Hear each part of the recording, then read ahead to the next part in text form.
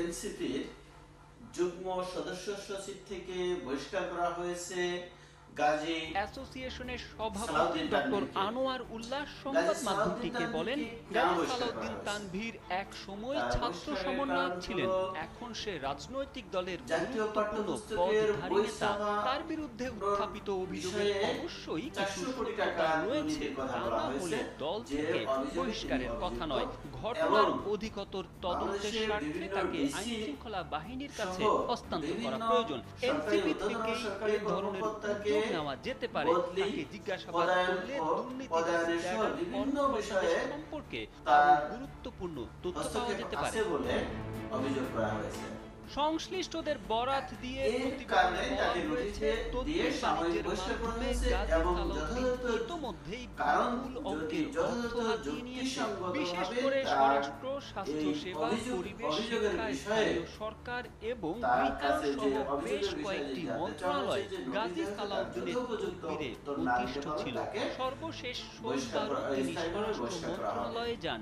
এ সময় মন্ত্রণালয়ের কয়েকজন উচ্চপদস্থ কর্মকর্তার সঙ্গে তাকে একান্তে আলোচনা করতে দেখা যায়। এদিন সচিবালয়ের ৬ নং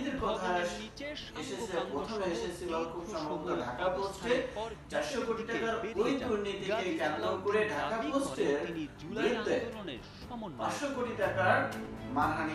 কর্মকর্তারা যুগান্তরকে জানান, যুগ্ম সচিব কে এম আলী আজম এবং গাজী সালাউদ্দিন আহমেদ তানভীর সকাল থেকে গভীর রাত পর্যন্ত সচিবালয়ে অবস্থান করতেন। তারা একসঙ্গে দুপুর এবং রাতের খাবার খেয়ে সচিবালয় থেকে গভীর রাতে বাসায় ফিরতেন। কে এম আলী আজম তানভীরকে স্যার সম্বোধন করতেন।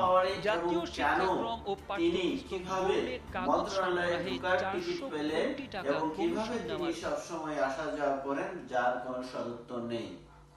এই যে 400 কোটি টাকা প্লাস ডিসি সহ বিভিন্ন কর্মকর্তাদের বদলি, পদায়ন, নিয়োগ, বিভিন্ন বিষয়ে তার হস্তক্ষেপ রয়েছে। আমি একটা টকশোতে শুনলাম যে একটা ডিসি পরিবর্তন করতে 10 থেকে 15 কোটি টাকা ঘুষ দেওয়া লাগে। এই 10 থেকে 15 কোটি টাকা এখন একজন ডিসির পক্ষে এই টাকা দেওয়া সম্ভব নয়, তাহলে এই টাকাটা কোথায় থেকে আসে?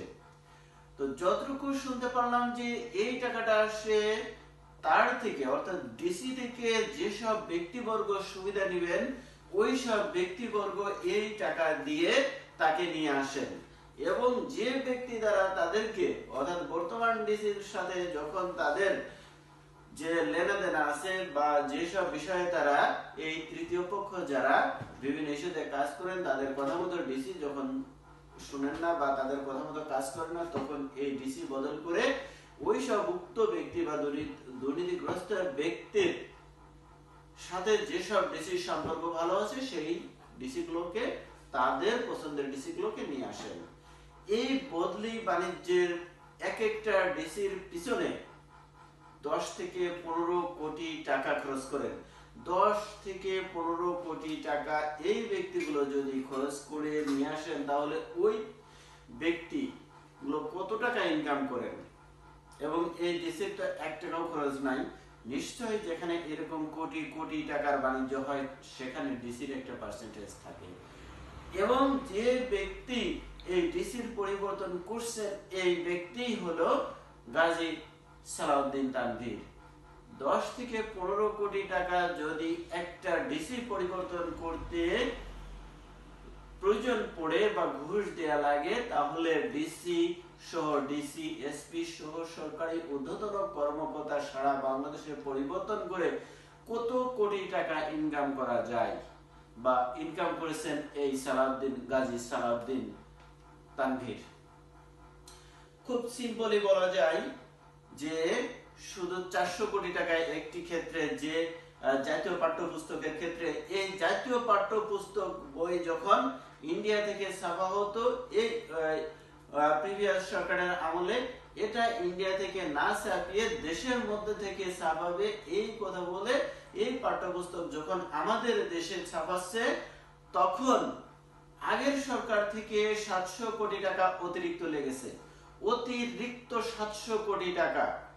এই যে অতিরিক্ত 700 কোটি টাকার প্রয়োজন পড়েছে যখন আমার দেশের বই ছাপা হচ্ছে।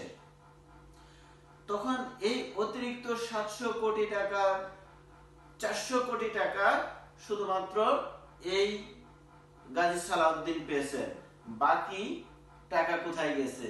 এবং যদি আমি ধরে নিই যে আমার দেশের বই দেশে ছাপা হচ্ছে, তুলনামূলকভাবে ইন্ডিয়ান নেয়া আনা এবং ছাপা খরচ বেশি হওয়ার কথা, তাহলে তুলনামূলক আরো কম খরচে হয়েছে। সুতরাং এটা একটা সাইড। এবং সারা দেশব্যাপী যে দুর্নীতির আখড়া শুরু হয়েছে, এই দুর্নীতির আখড়াগুলো এই গাজী সালাউদ্দিন সহ, এই গাজী সালাউদ্দিন, স্বাস্থ্য উপদেষ্টা নুরজাহান বেগমের পিএস, এবং আমাদের সবচেয়ে গুরুত্বপূর্ণ উপদেষ্টা আসিফ মাহমুদ সজীব ভুঁইয়ার পিএস সহ তার বাবা, এই যে দুর্নীতি এইভাবে যেগুলো প্রকাশিত হয়েছে, এই দুই একটা দেখা যাচ্ছে যে মেইন স্ট্রিমে যারা আছে তারা। সুতরাং সারা বাংলাদেশে যদি এই এনসিপি এবং ছাত্র প্রতিনিধিদের দুর্নীতি খুঁজে বের করা যায়, তাহলে দেখা যাবে যে দুর্নীতির আখড়ায় আটকে গেছে আমাদের দেশ।